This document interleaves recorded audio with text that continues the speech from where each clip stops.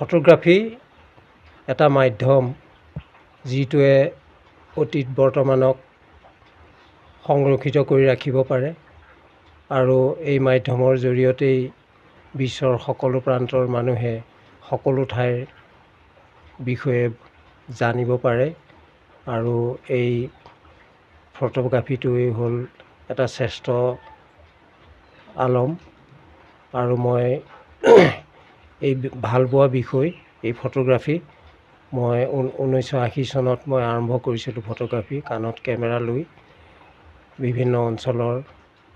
ঘটনা পৰিঘটনাৰ ফটোবোৰ ৰাখিবলৈ মই চেষ্টা কৰিছিলোঁ আৰু তেনেকৈয়ে মই আগবাঢ়িছিলোঁ। আজি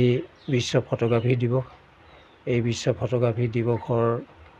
প্ৰাকমুহূৰ্তত মই নতুন প্ৰজন্মৰ ফটোগ্ৰাফাৰসকলক আহ্বান জনাব বিচাৰিছোঁ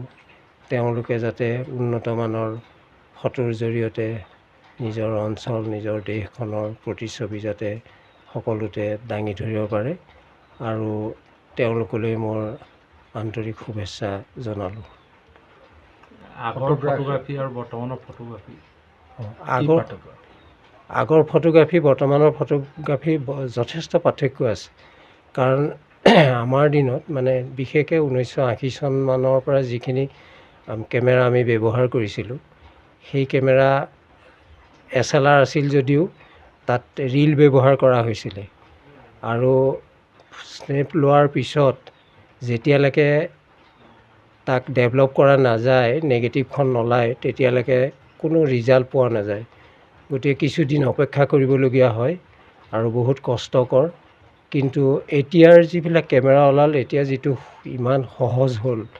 এতিয়া লগে লগেই ভিউ ফাইণ্ডাৰত ফটো যিখিনি ফটো দেখে আৰু মেমৰিত মুহূৰ্তবিলাক সন্নিৱিষ্ট হৈ থাকে আৰু লগে লগে ৰিজাল্টটো পাই যায় কিন্তু আমি দেখা পোৱা নাছিলোঁ ৰীলটো ডেভেলপ হোৱাৰ পিছত নেগেটিভ হোৱাৰ পিছতহে গম পোৱা গৈছিলে গতিকে সেইটো বৰ জটিল বিষয় এটা আছিলে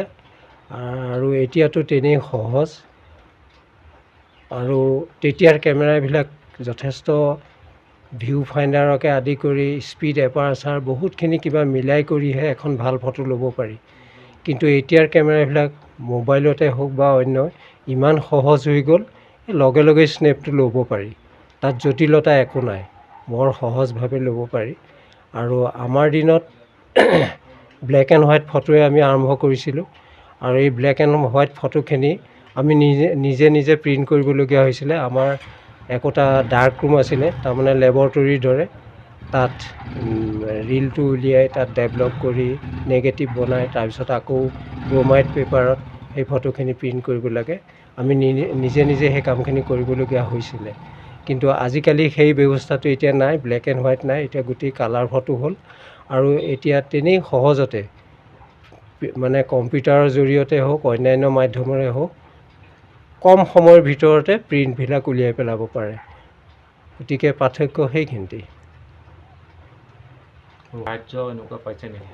চৰকাৰী সাহায্য মই এতিয়ালৈকে পোৱা নাই কাৰণ মই যি সময়ত ফটোগ্ৰাফী আৰম্ভ কৰিছিলোঁ সেই সময়ত ছবছৰীয়া অসম আন্দোলন চলি আছিলে এই গোটেই আন্দোলনটোৰ লগত মই জড়িত হৈ আছিলোঁ আৰু বিশেষকৈ কলিয়াবৰৰ আন্দোলনৰ পটভূমিত বহু ফটো মই ল'বলগীয়া হৈছিলে আৰু তেনেধৰণে বিভিন্ন প্ৰান্তত ঘূৰি পকি বহু কষ্ট কৰি সেই ফটোখিনি লৈছিলোঁ আৰু তাৰ চিনস্বৰূপে অসম আন্দোলনৰ শ্ৰেষ্ঠ ফটো সংকলন বুলি এটা সংকলন ওলাইছিলে সেই সময়ত তাত মোৰ কলিয়াবৰৰ এই আন্দোলনৰ পটভূমিত লোৱা ফটোখিনি তাত ছপা হৈছে আৰু লগতে বিভিন্ন প্ৰান্তৰ ফটোগ্ৰাফাৰসকলে তাত ফটো দিছে গোটেই অসমৰ আন্দোলনটোৰ ওপৰত তেনেধৰণেৰে মই আগবাঢ়িছিলোঁ আৰু ঠিক আন্দোলনৰ লগতো মই জড়িত আছিলোঁ তাৰপিছতেই চৰকাৰ গঠন হ'ল তাৰপিছতে আহি মই শেষত মই নিজে অসুস্থ হৈ পৰিলোঁ 2007 চনত তাৰপিছত মই এই ব্যৱসায়টো এৰিবলগীয়া হ'ল কিন্তু এই কামখিনি কৰি থকাৰ সময়ত যিসকল ছাত্ৰ নেতা আছিলে সেইসকলে মোৰ বিষয়ে সকলো জানে তেওঁলোকে জানি শুনিও এতিয়া তেওঁলোক একোজন মন্ত্ৰী নেতা বা এনেকৈ বিভিন্ন পদবীত অধিষ্ঠিত হৈ আছে